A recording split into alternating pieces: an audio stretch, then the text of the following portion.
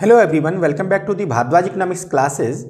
Class 12th में macro economics हम पढ़ रहे हैं। उसमें आज हम स्टार्ट करने वाले हैं chapter 9 excess demand and deficient demand.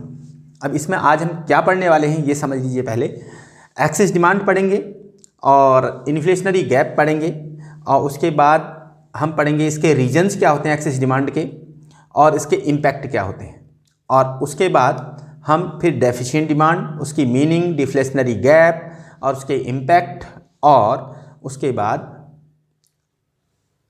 ये दोनों के डायग्राम हम डिस्कस करेंगे। तो चलिए स्टार्ट करते हैं। एक्सेस डिमांड क्या होती है? जैसे कि आपने इससे पहले जो चैप्टर में पढ़ा है कि ADAS आप जानते हैं, एग्रीगेट डिमांड क्या होती है, एग्रीगेट सप्लाई क्या होती है, ये आप पढ़ चुके हैं। तो आज यही चीज़ आप हमें समझ लें, जब एग्रीगेट सप्लाई से एग्रीगेट डिमांड ज़्यादा हो जाती है। देखिए, डिमांड अगर सप्लाई से ज़्यादा होती है तो एक्सेस होती है, ये तो सिंपल सी बात है। लेकिन खाली डिमांड और सप्लाई की बात करेंगे तो हम माइक्रो में पहुंच जाएंगे, जो कि अब हम पढ़ रहे हैं मैक्रो।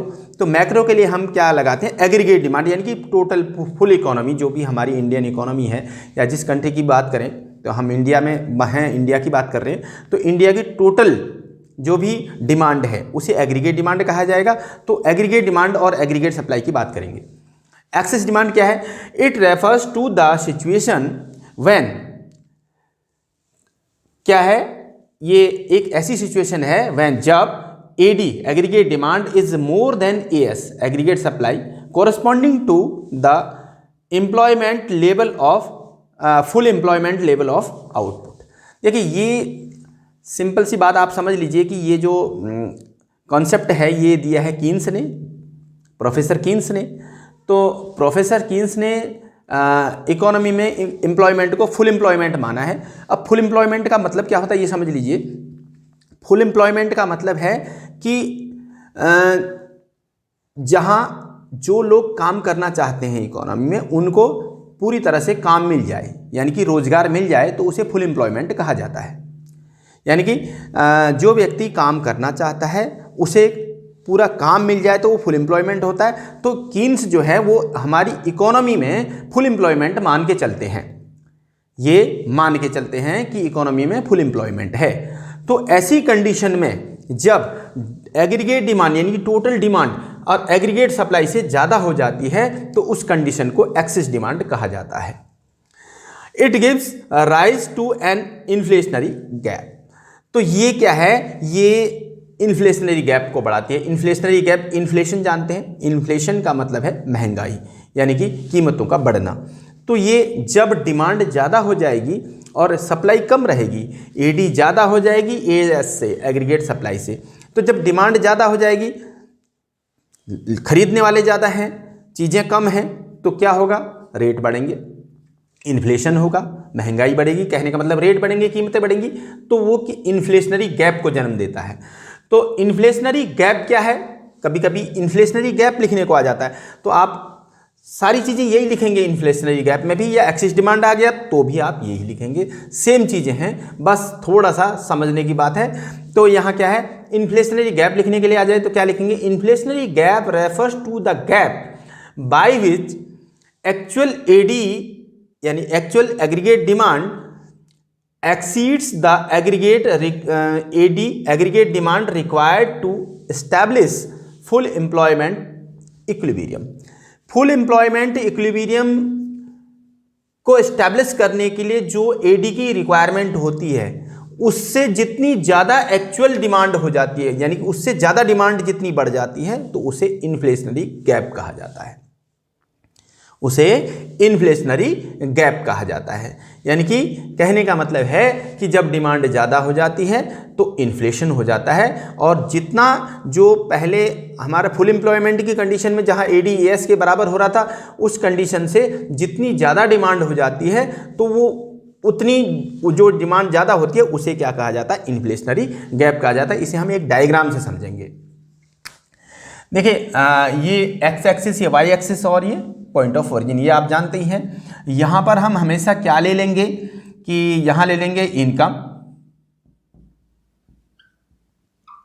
इनकम कह सकते हैं, आउटपुट कह सकते हैं, या GDP कह सकते हैं। ये सब एक ही बात है, आप लिख सकते हैं। और यहाँ एडी ले लेंगे, एग्रीगेट डिमांड।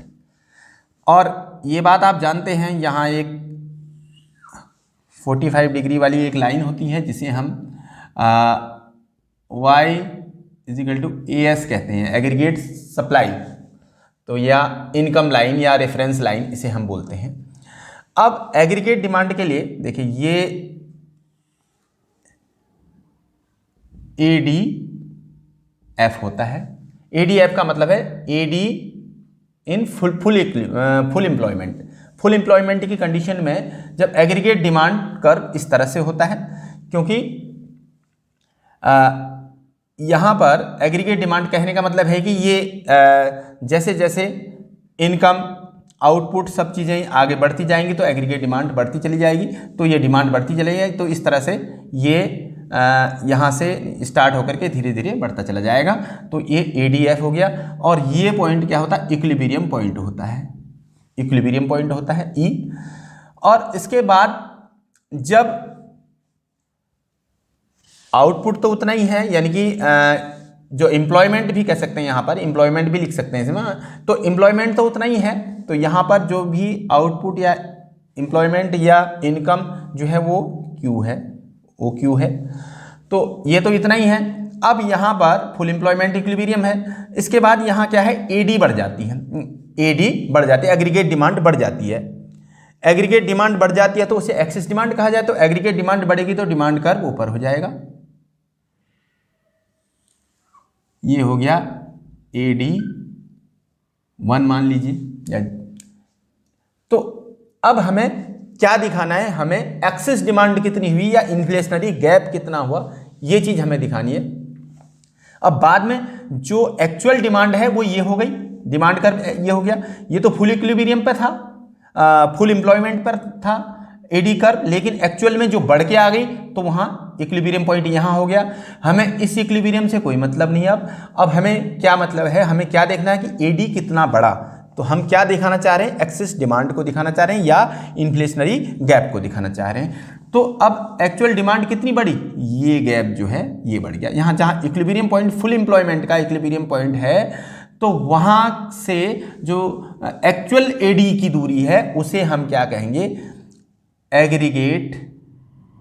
उसे कहेंगे इन्फ्लेशनरी गैप या इसे एक्सेस डिमांड।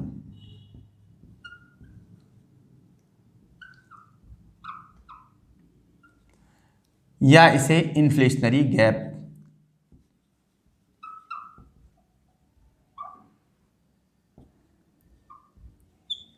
या इसे इन्फ्लेशनरी गैप कहेंगे। ये चीज हमें शो करनी है। बस ये हमारा डायग्राम बन जाता। आपको ये बात समझ में आ गई होगी कि ये AD है फुल एम्प्लॉयमेंट पर, और ये है एक्चुअल AD, और इसके बीच का जो गैप है उसे एक्सेस डिमांड है। बस ये ध्यान रखना है, जहाँ फुल एम्प्लॉयमेंट वाला जो इक्विलिब्रियम पॉइंट है, इक्विलिब्रियम पॉइंट तो ये भी है, ये दूरी मत लिखना, ये वाला यहाँ पर लिखना। तो ये जो है वो एक्सेस डिमांड है। चलिए अब पढ़ते हैं हम causes of excess demand. Excess demand के कॉजेज क्या हैं, कारण क्या हैं? इसके कॉजेज बहुत इजीली आपको याद हो जाएंगे। फर्स्ट है rise in the propensity to consume. जब लोगों की प्रोपेंसिटी टू कंज्यूम का मतलब होता है खर्च करने की आदत, जो खर्च करने की आदत ज़्यादा बढ़ जाए, जब ज़्यादा खर्च करने लगें लोग, ज़्यादा खरीदारी करने लगें, तो क्या होता है कि डिमांड बढ़ जाती है, एक्सेस डिमांड हो जाएगी। ठीक है। और दूसरा इंक्रीज इन इन्वेस्टमेंट। अगर इन्वेस्टमेंट ज़्यादा कर दिया जाए, इन्वेस्टमेंट ज़्यादा कर दिया जाए, तो इन्वेस्टमेंट ज़्यादा करने का मतलब है कि इन्वेस्टमेंट ज़्यादा करने से क्या होगा? रोज़गार के साधन ज़्यादा होंगे, और रोज़गार के साधन ज़्यादा होंगे तो परचेजिंग पावर लोगों की बढ़ेगी, रोज़गार मिलेगा, परचेजिंग पावर बढ़ेगी, और परचेजिंग पावर बढ़ने से क्या होगा कि डिमांड ज़्यादा होगी, एक्सेस डिमांड हो जाएगी। तीसरा पॉइंट है इसमें राइज इन एक्सपोर्ट। एक्सपोर्ट ज़्यादा हो जाए, हमारी कंट्री में अगर विदेशों से कोई सामान हमारी कंट्री से मंगाया जा रहा है और हमारी कंट्री में जो प्राइसेस ठीक हैं, सस्ते हैं, तो यहाँ से ज़्यादा मंगाया जा रहा है सपोज, तो उस कंडीशन में क्या होगा कि हमारे देश से जो है सप्लाई विदेशों को जाने लगेगी, तो हमारे देश के लोगों के लिए कम पड़ने लगेगी, तो एग्रीगेट जो डिमांड है वो ज़्यादा हो जाएगी और सप्लाई कम हो जाएगी। तो इस तरह से एग्रीगेट जो एक्सेस डिमांड क्रिएट हो जाएगी। और उसके बाद है increase in government expenditure. Government के खर्चे बढ़ जाएं तो भी एक्सेस डिमांड होती है। गवर्नमेंट एक्सपेंडिचर बढ़ने का मतलब क्या है? गवर्नमेंट एक्सपेंडिचर बढ़ने का मतलब है कि गवर्नमेंट खर्चा ज़्यादा कर रही है। खर्चा ज़्यादा कर रही है तो गवर्नमेंट क्या बना रही है? क्या डैम, ब्रिज, रोड्स, यानी कि बहुत सारी चीज़ों पर खर्च कर रही है। तो खर्च करने से क्या होगा कि लोगों को रोज़गार मिल रहा है, यानी कि लोगों की इनकम ज़्यादा बढ़ रही है।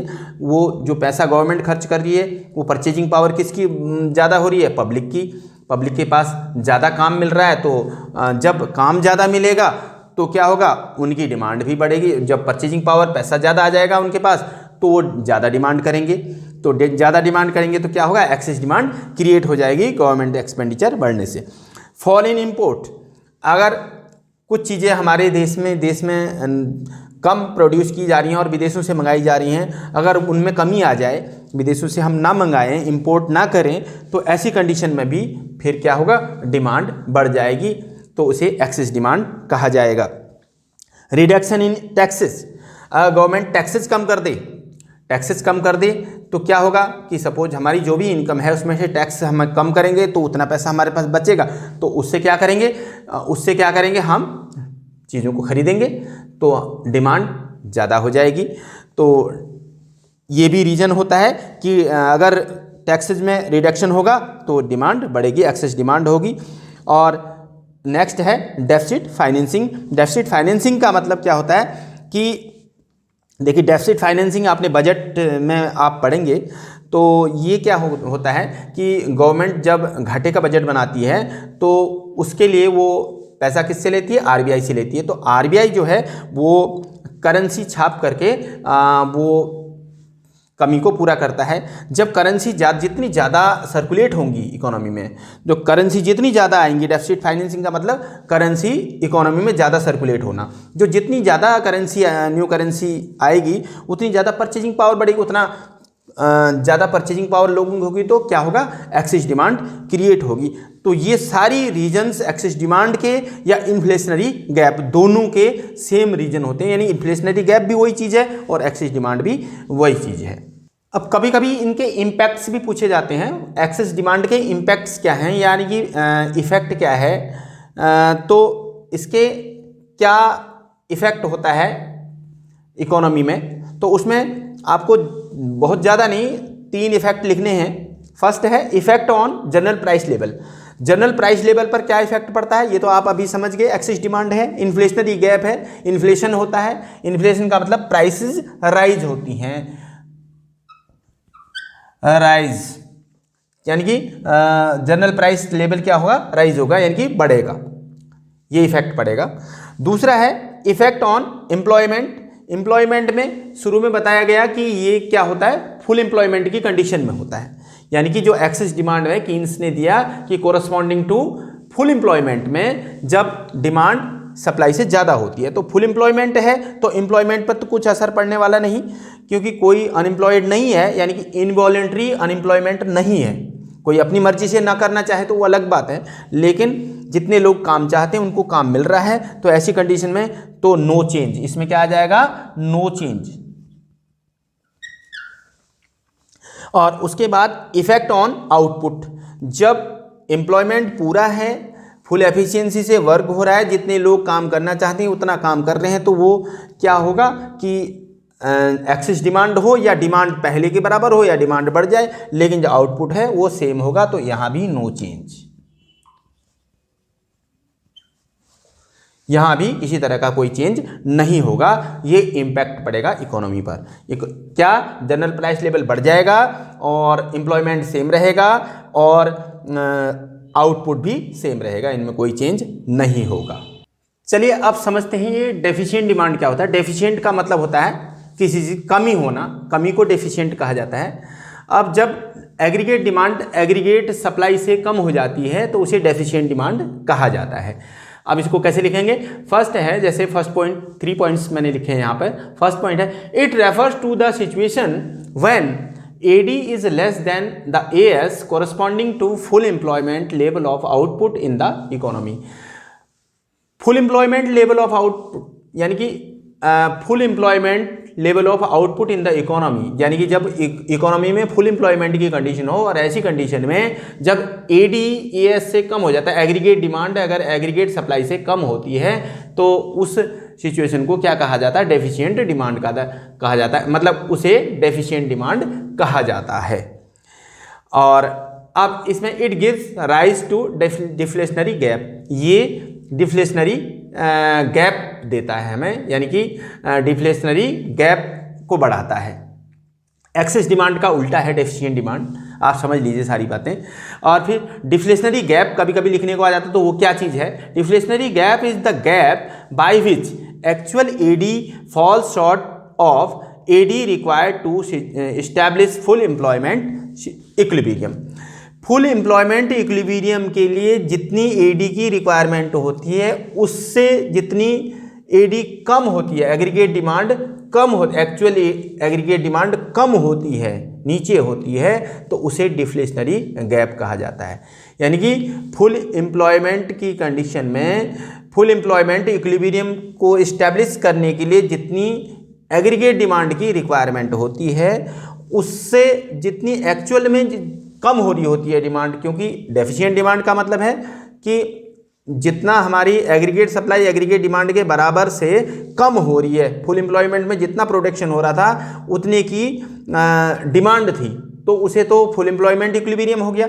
तो उससे कम हो रही है, डिमांड कम हो रही है, तो वो जितनी कम हो रही है, नीचे डाउन जा रही है, तो उसे डिफ्लेशनरी गैप कहा जाता है। इसे एक डायग्राम से समझ लेते हैं।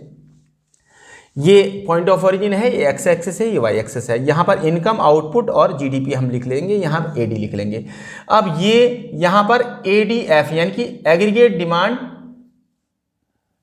फुल एम्प्लॉयमेंट, इसे हम ऊपर लिखेंगे। उसमें पहले एक्सेस डिमांड में नीचे आता था, क्योंकि अब हमारी एडी, इसे हम एडीयू लिख सकते हैं, aggregate demand of under employment, यानी कि इसमें रोजगार की कमी आ जाती है, यानी कि डिमांड कम हो रही है। तो जब कम हो रही है, एक्चुअल डिमांड कम है, तो कर्व नीचे आएगा।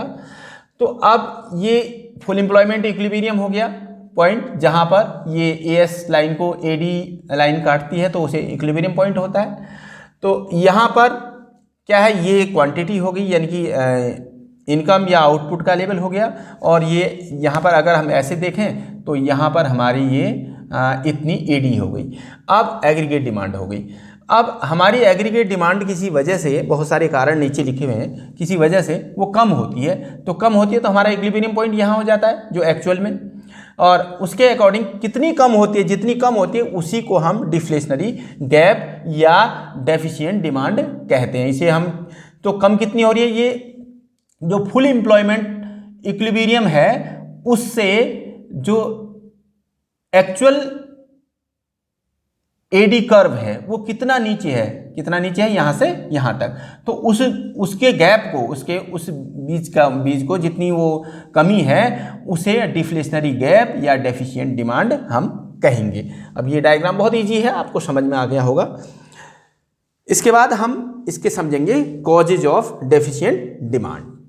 अब डेफिशिएंट डिमांड के क्या कारण हैं, क्यों डेफिशिएंट डिमांड क्यों होती है, ये बिल्कुल उसके अपोजिट लिख दीजिए। जो आपने एक्सेस डिमांड के रीजन्स या एक्सेस डिमांड के कोजेस लिखे थे उसके अपोजिट लिख दीजिए। जैसे कि उसमें लिखा था कि प्रोपेंसिटी टू कंज्यूम बढ़ता है, इसमें घटता है, डिक्रीज होता है। उसमें इंक्रीज लिखा था, इसमें decrease. Decrease in propensity to consume, यानी कि जो लोगों की खर्च करने की जो प्रवृत्ति होती है वो कम हो जाती है, इस वजह से डिमांड कम होती है, डेफिशिएंट डिमांड पैदा होती है। दूसरी बात, fall in investment expenditure. Investment expenditure कम होगा, इन्वेस्टमेंट कम होगा तो क्या होगा कि नया काम नहीं होगा इकोनॉमी में। जब नया काम नहीं होगा तो क्या होगा, रोजगार की कमी होगी, तो लोगों के पास परचेजिंग पावर कम आएगी, यानी कि पैसा कम होगा, तो वो डिमांड नहीं कर पाएंगे। तो इस वजह से इन्वेस्टमेंट कम होने की वजह से डेफिशिएंट डिमांड पैदा होती है। तीसरी बात, फॉल इन एक्सपोर्ट।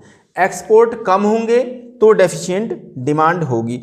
एक्सपोर्ट कम होंगे, कहने का मतलब है कि जो भी हमारे देश से बाहर जा रहा है वो एक्सपोर्ट ज़्यादा होता है, तो हमारी चीज़ों की कमी होती है हमारे देश में, तो कम होती हैं, तो उसके लिए खरीदने वाले ज़्यादा हो जाते हैं, तो एक्सेस डिमांड होती है। उसके एक उल्टा है कि एक्सपोर्ट अगर नहीं हो पाएंगे, विदेशों को माल नहीं जाएगा, तो ऐसी कंडीशन में क्या होगा कि अपने देश में ही रहेगा, तो क्या होगा कि कमी तो होगी नहीं, तो क्या होगा कि डेफिशिएंट डिमांड पैदा होगी। और उसके बाद नेक्स्ट है decrease in government expenditure. Government expenditure यानी कि सरकार खर्चे कम करना शुरू कर दे।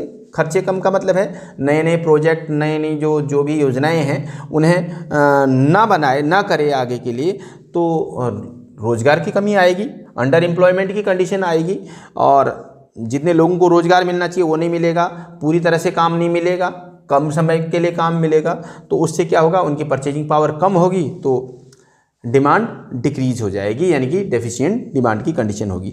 राइज इन इंपोर्ट, जितना इंपोर्ट बढ़ेंगे, विदेशों से चीज़ें हमारे यहाँ आ रही हैं, तो इंपोर्ट बढ़ेगा, तो क्या होगा कि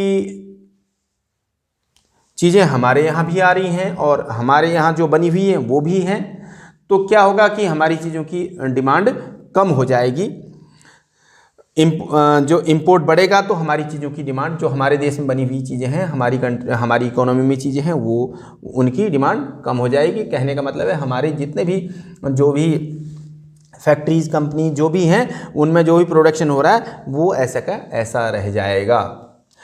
और उसके बाद इंक्रीज इन टैक्सेस। अगर टैक्सेस बढ़ा दिए जाए तो परचेजिंग पावर कम होगी आदमी की।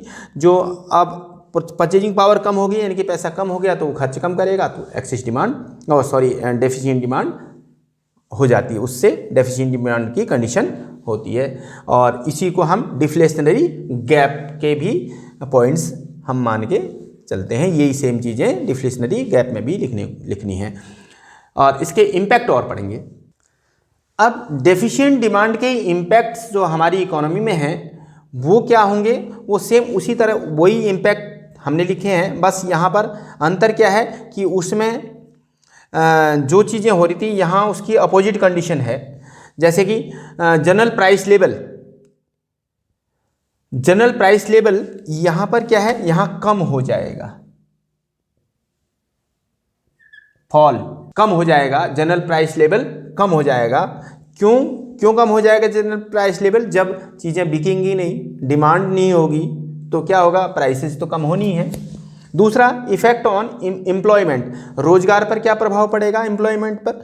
जब चीज़ें नहीं सेल होंगी तो जो प्रोडक्शन करा हुआ है प्रोड्यूसर ने, वो ऐसे रखा रहेगा, तो वो क्यों ज़्यादा प्रोडक्शन करेगा? जब प्रोडक्शन ज़्यादा नहीं करेगा तो उसे वर्कर्स की क्या नीड है, तो वर्कर्स को हटाना शुरू करेगा, छटनी शुरू करेगा, तो क्या होगा, एम्प्लॉयमेंट कम हो जाएगा, एम्प्लॉयमेंट भी फॉल हो जाएगा, एम्प्लॉयमेंट भी कम हो जाएगा। अब उसके बाद थर्ड पॉइंट है कि इफेक्ट ऑन आउटपुट। तो आउटपुट का मतलब है जो प्रोडक्शन है, आउटपुट, तो आउटपुट भी कम होगा। क्यों होगा आउटपुट कम? क्योंकि हमारा जो पहले से ही इन्वेंट्री बचा रहेगा, स्टॉक बचा रहेगा। जब डिमांड कम होगी तो सेल नहीं होगा, तो स्टॉक बचा रहेगा, तो जो प्लान्ड आउटपुट है, यानी जो आप प्रोड्यूसर ने प्लान किया हुआ है कि हमें इतना आउटपुट करना है, प्रोडक्शन करना है, वो नहीं करेगा वो, क्योंकि पहला सेल नहीं हुआ, तो इसलिए ये भी फॉल यानी कि कम हो जाएगा, ये भी कम हो जाएगा। तो तीनों चीज़ें कम हो जाएंगी, घटेंगी, तो यहाँ पर ये इम्पैक्ट रहेंगे। तो ये एक्सेस डिमांड और डेफिशिएंट डिमांड की मीनिंग, कॉजेज और इम्पैक्ट्स आपने पढ़ लिए। से आगे की चीज़ें नेक्स्ट वीडियो में करेंगे। वीडियो आपको ठीक लगा तो इसे लाइक करें और सब्सक्राइब करें please. Thank you very much.